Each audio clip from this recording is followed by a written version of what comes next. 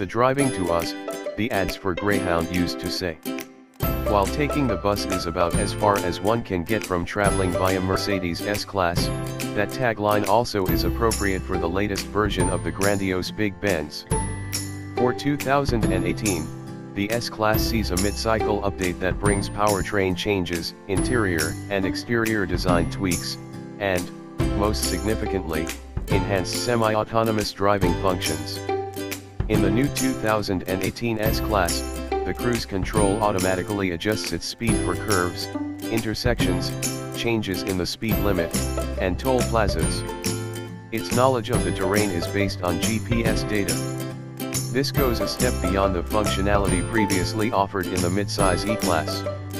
The net effect is that one can use cruise control and its attendant steering assist function much more often on secondary roads and not just on highways. This could be the biggest development in cruise control since adaptive cruise allowed drivers to use the feature in heavy traffic, provided that drivers get comfortable with it. It is a little harder to trust than simple adaptive cruise control. With the car in its default comfort driving mode, the cruise control will slow considerably for curves more so than you might on your own before quickly accelerating back to the set speed. In Sport or Sport Plus, however, it doesn't slow as much and carries more momentum through corners. That aspect works fine, but what's somewhat disconcerting is learning to trust the car to slow on its own when approaching intersections, because the driver must be ready to brake for oncoming traffic at a yield or to brake for a stop at a stop sign. If there's no oncoming traffic at a yield and no braking is required, the driver can stay off the brakes and let the car do it all. If one does have to brake at a yield or for a stop, the driver afterward needs to hit the resume button to reactivate cruise control. The resume and other cruise control switches have moved to the left spoke of the steering wheel.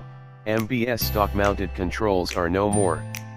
In addition to slowing for curves or intersections on the current road, if the driver indicates a turn onto a side street or into a parking lot, the car again will automatically slow for it. Another major enhancement over last year's S-Class is that the semi-autonomous steering now can perform a lane change. The driver activates the turn signal, and the steering assist will make the lane change, provided the adjacent lane is clear. If not, the car will cancel the turn signal and wait to switch lanes. When it's clear, within 10 seconds or so, the system will automatically reactivate the turn signal and steer into the adjacent lane. The instrument cluster indicates what's happening. Autonomous lane changing works only on multi-lane roads. It will not execute a pass on a 2-lane road.